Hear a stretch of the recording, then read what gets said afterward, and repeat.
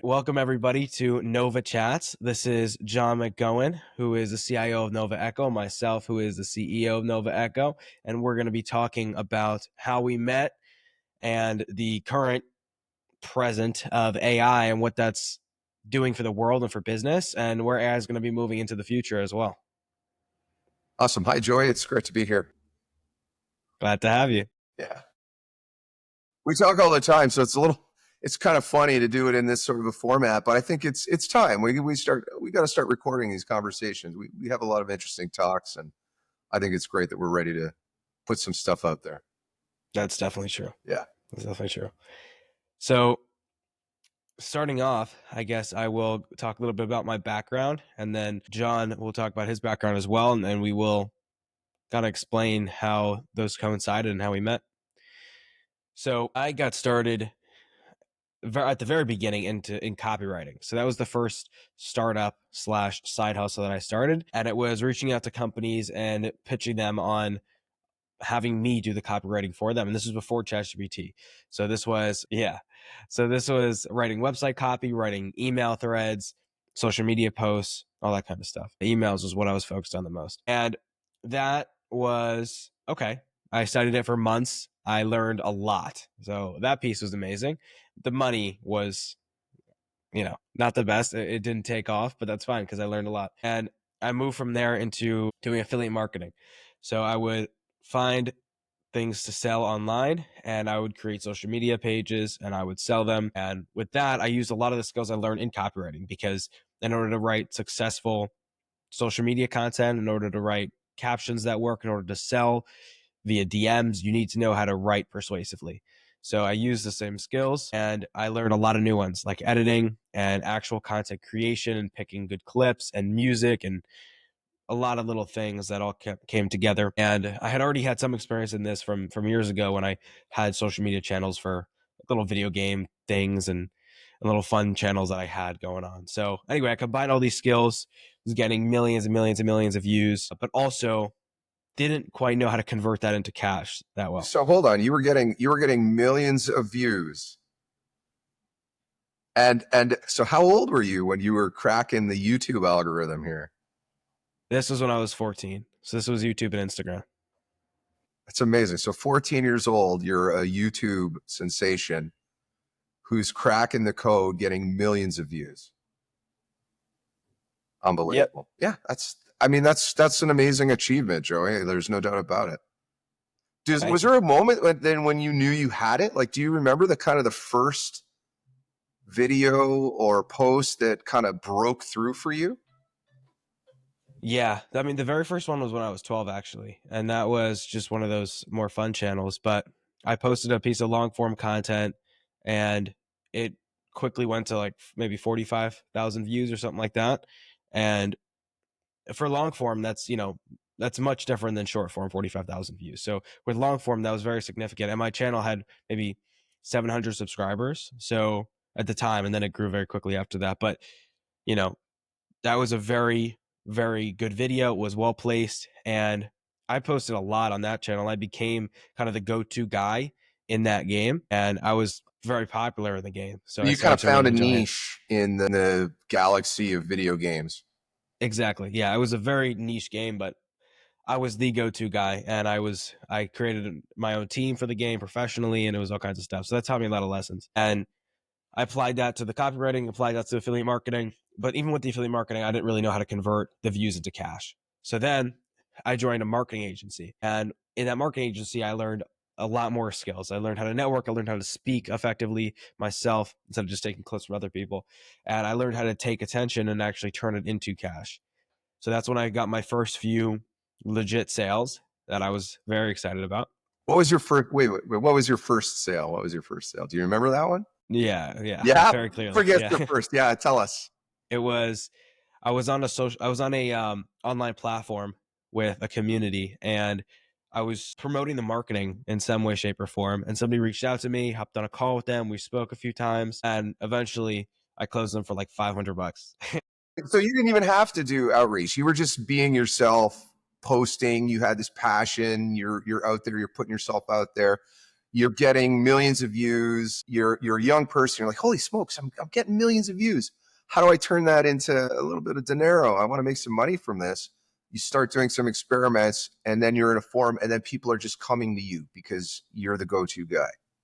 Yeah. So this was actually when I had put a halt on the affiliate marketing and started doing the marketing agency full time. And yeah, so I made like $250 off that sale, and it was awesome because Yeah, I that's didn't got to be satisfying. very yeah I was working for the last year and a half at that point, nonstop every single day trying to make money, and I didn't make pretty much a penny. So Wow. Wow. that was that was very nice. And then after that, I made another sale probably 2 weeks later, the similar amount.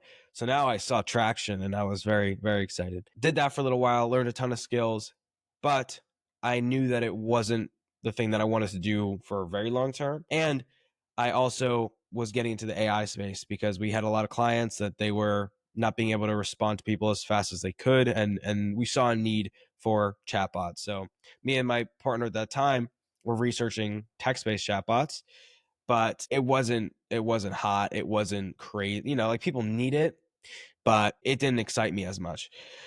Interesting. But yeah, but then I found out about conversational voice AI, and as soon as I realized that it was possible to have an AI that could communicate with people in everyone's preferred method of virtual communication, which is voice, I knew that that was going to change the world forever. And I also knew that it wasn't big yet, nobody knew about it yet, and so there was a perfect opportunity to get in early while I still had the chance.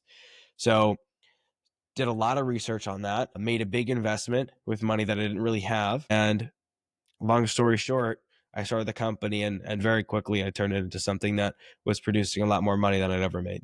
Yeah, amazing, amazing. So you got in early. You're in this kind of online hustle space, and you come across conversational voice AI, and you realize like this is something else. This is a technology that is going to take over the world. People are. You don't have to type.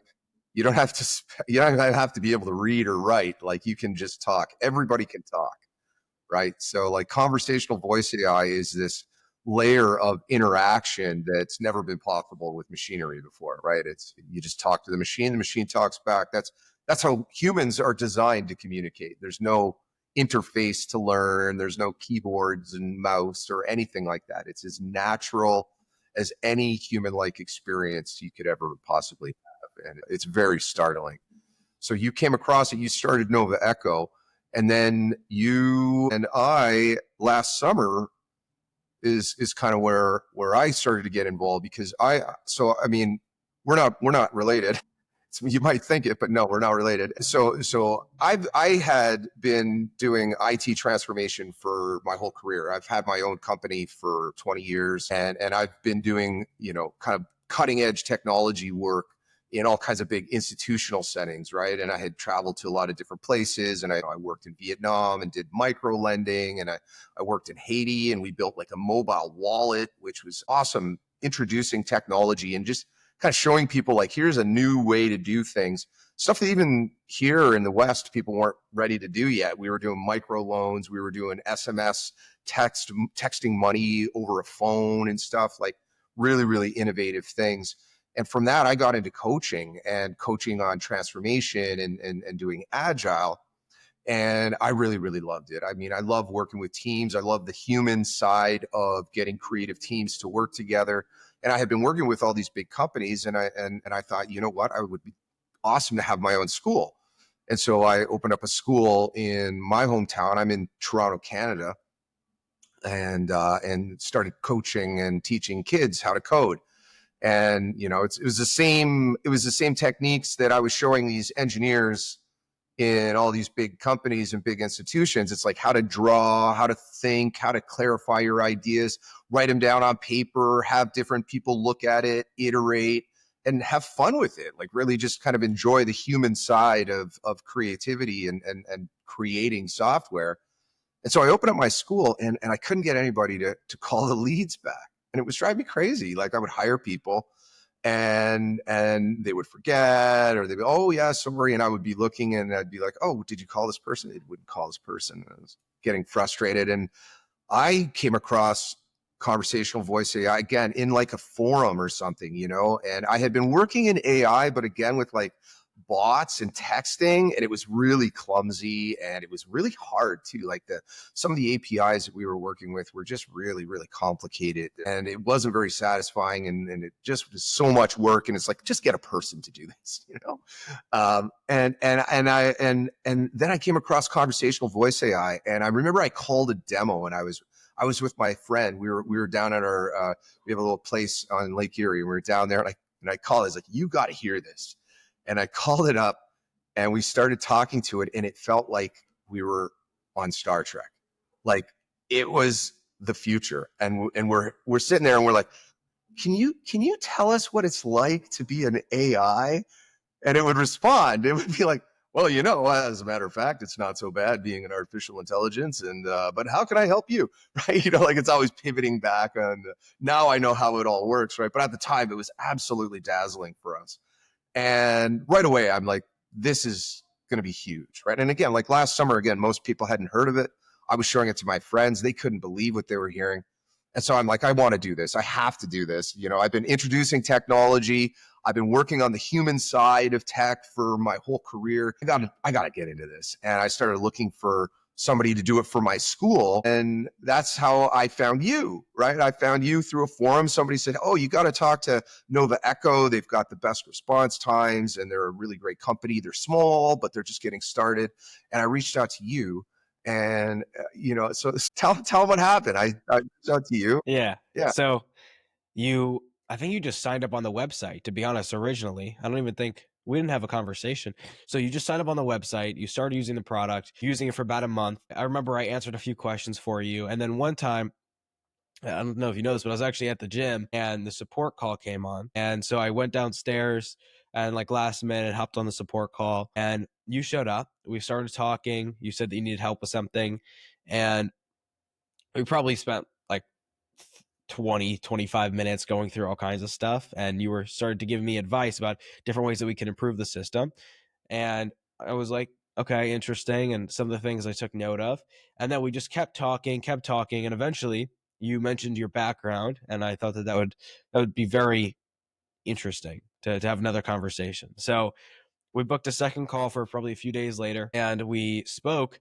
And then you offered for, or no, yes, I'm messing it up. You mentioned that you were running a coding school, Right. and that was part of your background. Yeah. And then I said, well, can you teach me coding? I must have said that in some way, because at that time I wanted to understand better what was going on with the technology, and I'm not a developer myself. So I was like, this is a great opportunity to learn from somebody who's been there and done that for many, many years. And you said, yeah, sure, I'll give you a free lesson. And you told me that it was going to be a simple lesson, but that it would apply to all the coding that I do for the rest of my life, and I would still be working on it for the rest of my life. And that was intriguing. So I took the lesson. It was a great lesson, and I learned a lot. And then after that, for a few weeks, I was practicing some of the code, and I actually got a much better understanding of how everything works. So that was great. And then from there, I was like, okay, he's a good teacher. He has a background in technology. He is extremely passionate about conversational voice AI. He sounds like a good man for the job. So we kept talking, and here we are. Yeah, it was pretty funny. You know, my coding school led me directly to looking for conversational voice AI, led me right to Nova Echo, introduced me to you. I gave you that one class. I was like, I'll give you one coding class. It'll take you the rest of your life to master. And it made an impression. And you know, I think that I have a lot of experience working at startups, right? I've worked at you know, probably 4 successful startups here in Toronto that went on and you know, started with just a couple of employees, blew up and became really successful. And seeing kind of those stages of growth, and seeing sort of at each stage what you got to put into place, right? Like the kind of the mechanics of it, right? The operational processes and how it has to grow alongside the technology. Like, the two have to kind of go hand in hand. And being an agile coach, that idea of agile, of being ready to pivot based on what you learn from your customers, it was a great fit. Like, you know, you reached out, you said, you want to be the CIO? We're looking for a CIO. And, you know, do you want to be the CIO? And I was like, yeah. Yeah, I do. Yeah, let's do it. Let's do this. Let's jump in and build a company.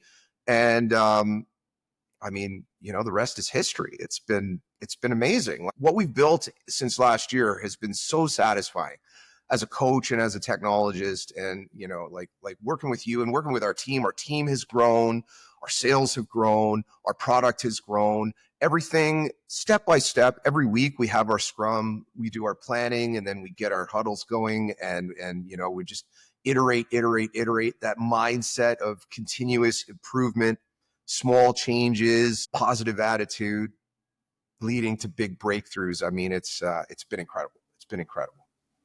It really has. Yeah, it's been nonstop improvement and innovation on every part of the business. Every part. Yeah. Yeah, it's a credit to you guys. Like like as a coach, I love working with people that want to learn and that want to grow and want to improve. And you and our team, it's been like like a dream team. It's amazing. Like I tell people, like I'm working for a YouTube sensation. He's a little bit younger than me, but he's the best boss I've ever had. Like he's got his head on straight. He knows what he's doing. He's able to make decisions, and he's super coachable. Like he listens. You have a real strength for listening, and you have a real strength for knowing kind of, okay, this is the parameters that we got to think through. Now I'm going to make a call. And it's like, it's a lot of work. It's so much work. Starting a company, there's so many things to do. There's so many decisions to make. So many people, they want to do it. They think they want to do it. They think it's glamorous. They think it's going to make them cool or whatever. It's like, no, it's a slog. And I would never want to do it. It's a team sport, right? Like business is a team sport, and somebody's got to be the CEO, somebody's got to be the tech guy, somebody's got to do sales, somebody's got to do customer service, and all of us got to be aligned. And we really fell into place in a way that just feels really good. It feels really good. Everyone plays their position really well. We support each other. We talk every day. That's a dream team, Joey. That's a dream team. Yeah, it is. Yeah, the team. I mean, the team is the most important part of any business, I think, and we just have A players in every realm. That's it. It's like every position is an A player, so it makes the team an A player. Yeah, I mean, it's taking off, and it's taking off with AI as well. I mean, the technology that you are working on is just, I mean, it's becoming insane to me. I love it. I mean, look, to tease a little bit about Nova Echo 2.0, we've been working on it for months. 1.0 was good. 1.0 was good, but it didn't give us enough control, right? And we really want to make a human-like experience. And we really want to be able to craft that interaction in a way that feels natural. And, I see it as an opportunity for us to create something that's very human-like and very resourceful and very, very useful to take on so many of these mundane tasks. And I think we should talk about that a little bit. I think we should talk a little bit about our vision and our values, because it's another huge part of why we work together so well, Joey, is because we have a common vision that AI is not here to take over people's jobs. It's here to perform tasks and enhance people's lives. And that's why we want to create the most human-like conversational voice AI, because we want people to feel comfortable opening up and trusting these tools to do. There's so much stuff in the world that's just not getting done, right? And people think like they're afraid about their job. AI is going to take over my job. They're not thinking about what's not getting done. The bigger picture of the customer journey, the bigger picture of the personal journey, the bigger picture of organic growth and all the opportunities within a business to work more closely with your customers, work more closely with your vendors, work more closely on your ethics of your product and sustainability and mental well-being and human thriving. There are a lot of problems that just don't get solved because people are swinging fingers, banging away at tasks, filing forms, and doing kind of basic data processing. AI is going to be able to do that. And it's going to create capacity for people to solve way more interesting, way more heartfelt, way more human problems. And that is exciting. Yeah. Yeah. The more time you have in your hands, the more creative you can be, pretty much. And AI is just going to free up the useless time that people are spending every single day doing tedious tasks that happen over and over and over. Like, if you need to answer the same question on a support call more than once per day, that shouldn't be happening at all. But in almost every business, it happens nonstop. There's probably 10 questions that you answer all day.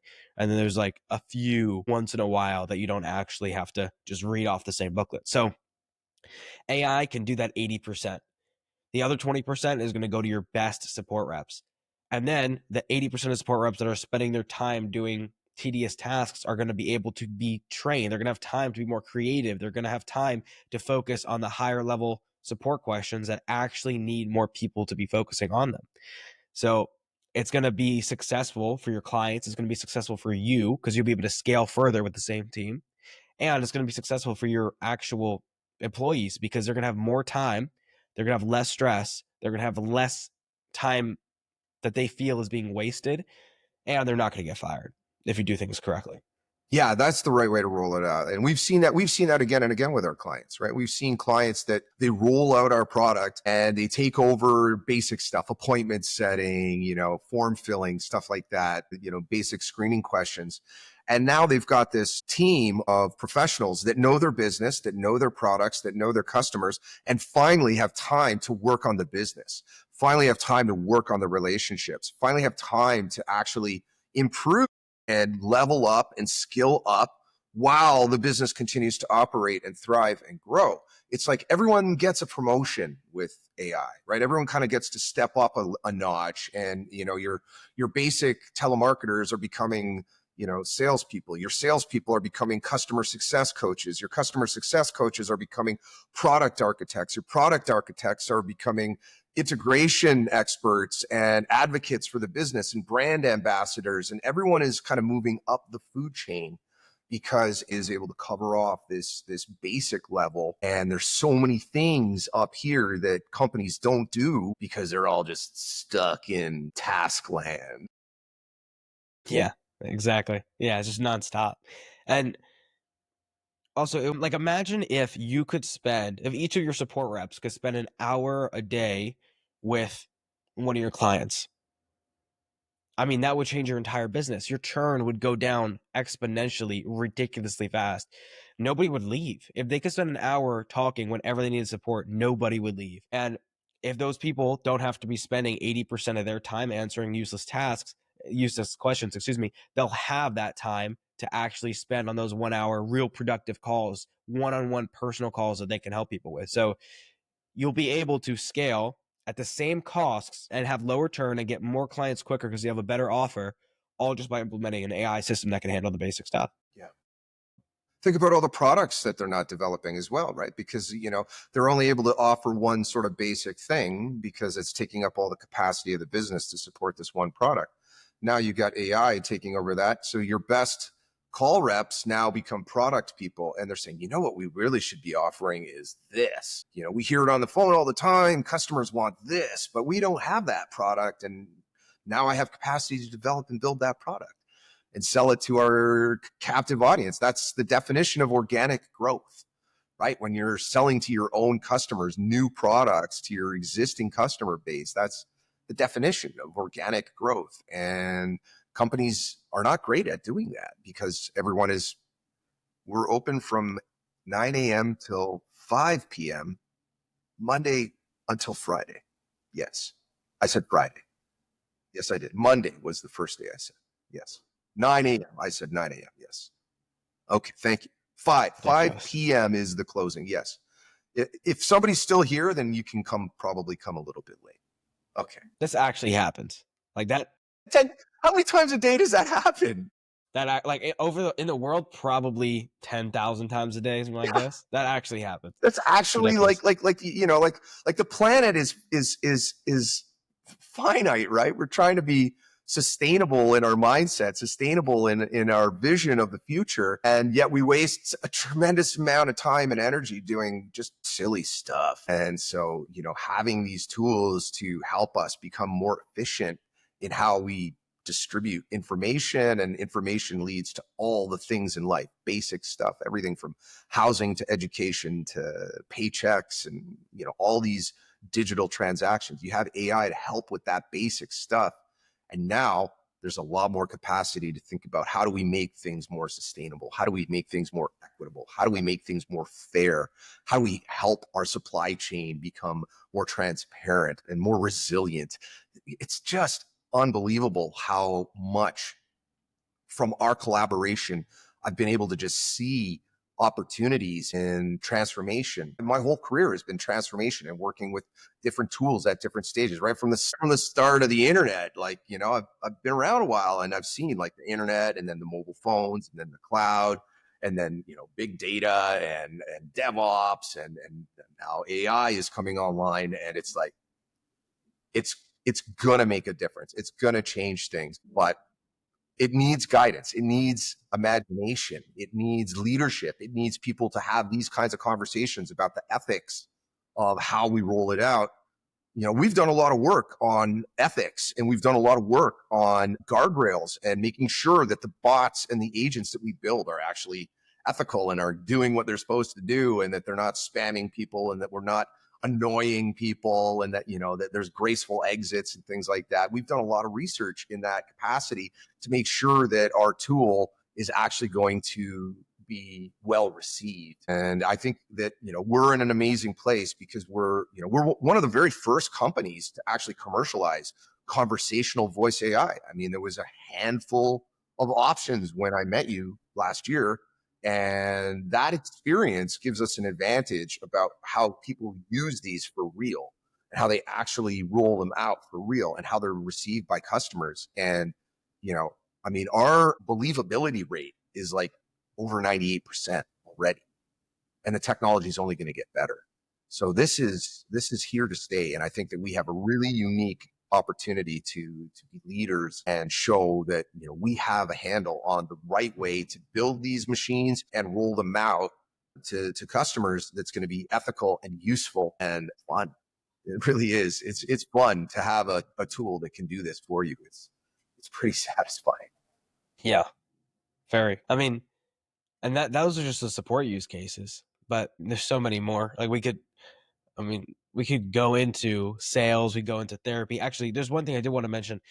There was somebody that came to me, and she said that she was building a device that would track somebody's heart rate and something else. It would basically tell when somebody's going to have a heart attack a couple of hours in advance. So that's very interesting technology. I don't know exactly how she's going about building it, but she was interested in having our AI call that person's emergency contact as soon as that watch alerted they might have some kind of heart condition that's happening.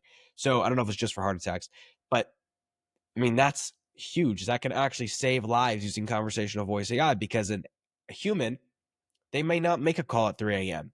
It may be very hard to staff humans that can do that. And if it's not affordable, that business will never be started and those lives will never be saved because it won't be profitable. So conversational voice AI can save thousands, millions of lives potentially if it's used in the correct way. I mean, we've talked a lot about the opportunity to use conversational voice AI in a therapeutic context, because it is so natural, because it is so conversational.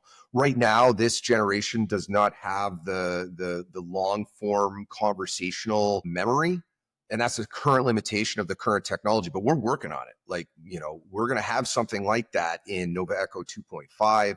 that is going to have the ability to have a long form conversation over multiple interactions. And we're thinking about this in the context of therapeutic applications, right? In the context of like people who want to have a personal relationship and talk to somebody and have a witness that can give them sincere advice.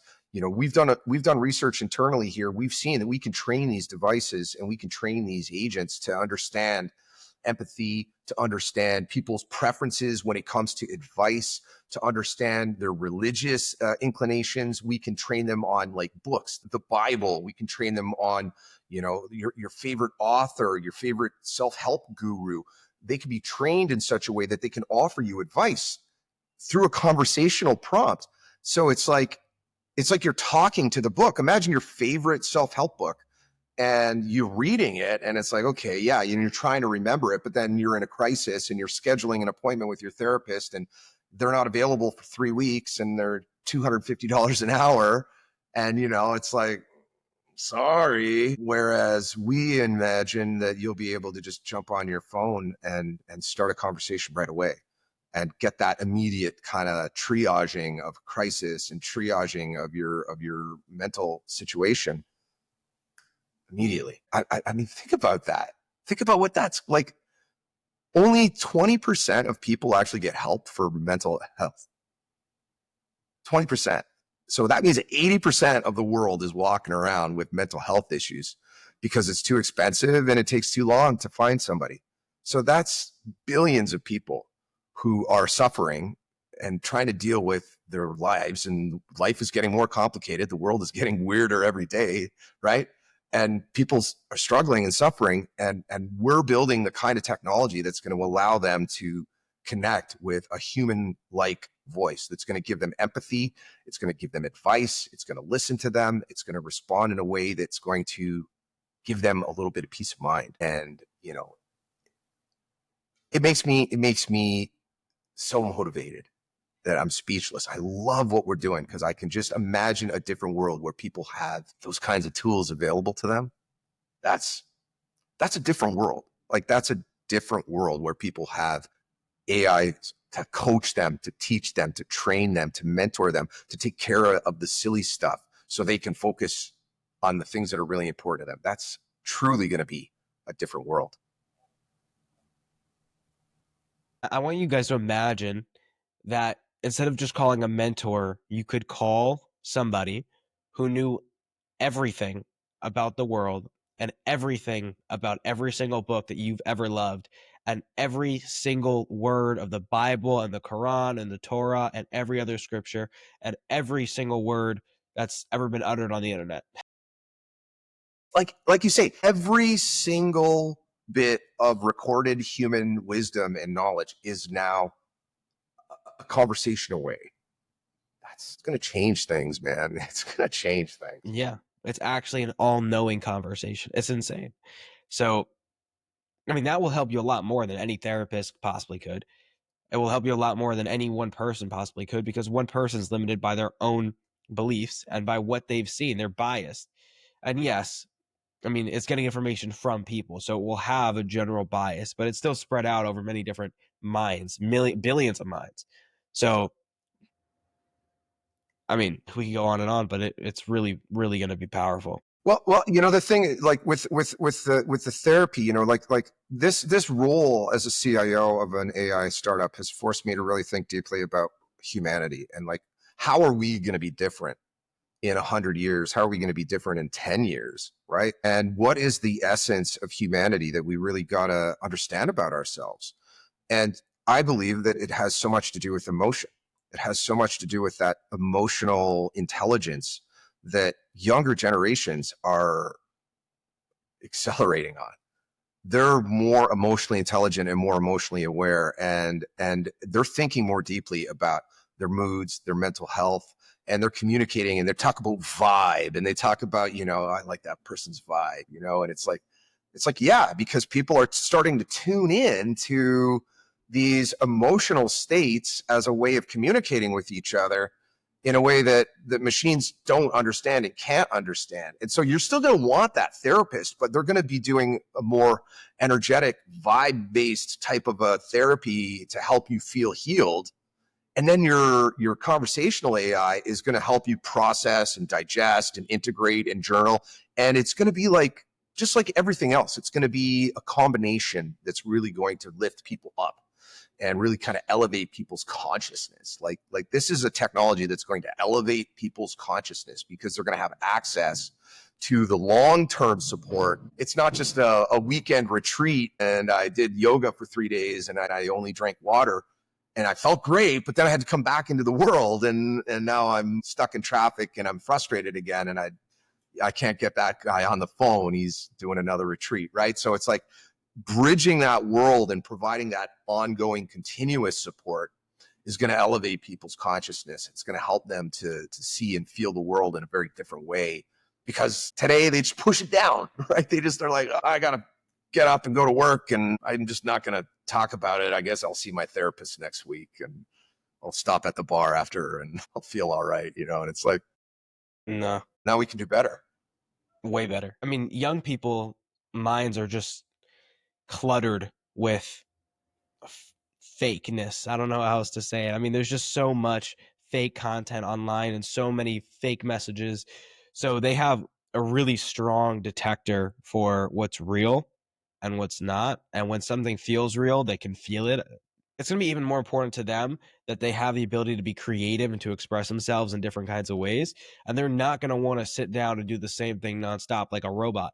I mean, it's obvious. You can see it on social media. It's just nonstop. People saying, I don't want to be a worker bee, like all that kind of stuff. And, some of it is BS, but there's a lot of truth to it also.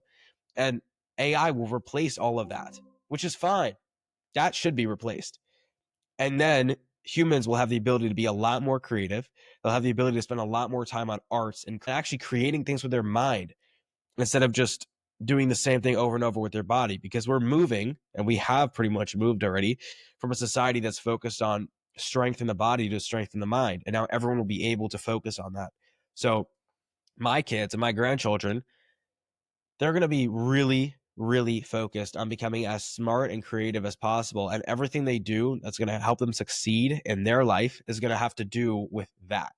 And yes, people should still have a strong body, absolutely, but not because they need to use it to do work that they're forced to do, just because they want to feel good and they want to look good. That's fine, right? But that's separate. That's a personal choice. So we're moving towards a world that is more focused on doing things that you just want to do and that you feel like should get done, and creating new things that will help us innovate faster, which is awesome. I mean, I definitely see it. I'm very lucky, I think, to work with a lot of young people.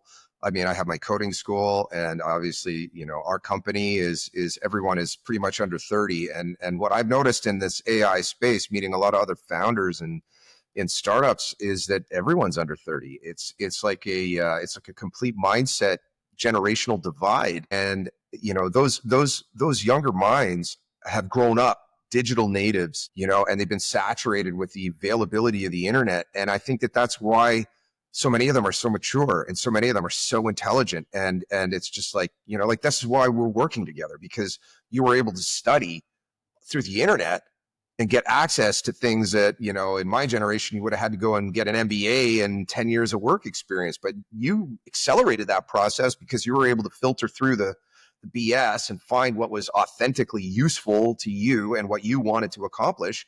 And you just gobbled it up. Right. And there's a lot of people now that are young and they've been exposed to great ideas and they're like, I'm ready to start my life.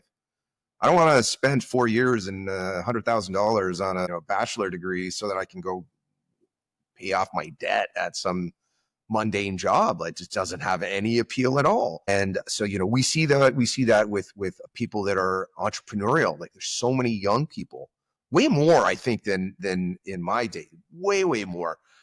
Because they're helping each other.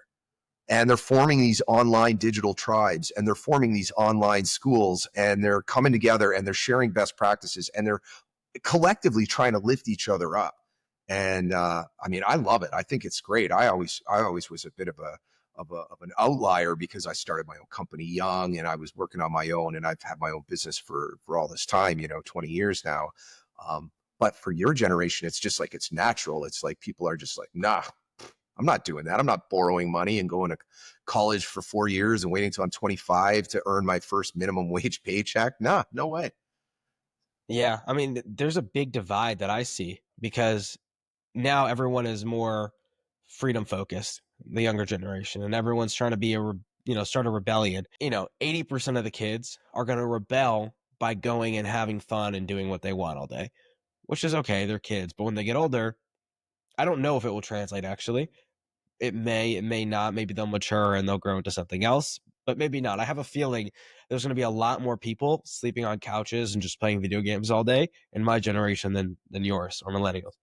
And there's also that other 20% that I don't think those are accurate. I actually think it's less than 20%, but the other percentage that's focused still on freedom, but they're focused on it in a different way. And that's through entrepreneurship, because they know they don't want to go to work every single day and be forced to do the same thing every single day and do manual labor every single day and not be able to think creatively. It's not about having a job or starting your own business. It's about having the ability to think creatively and have fun while doing it.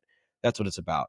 So they're still interested in creative arts, but they're not interested anymore in, just the repetitive stuff that other machines can do, because they know it. They know it's going to get replaced first.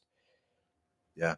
Yeah, people are teaming up. They're making tribes. They're making different kinds of choices. The digital nomads. I've been to places like down in Mexico. I was in a little town, and it was a booming little digital nomad hotspot.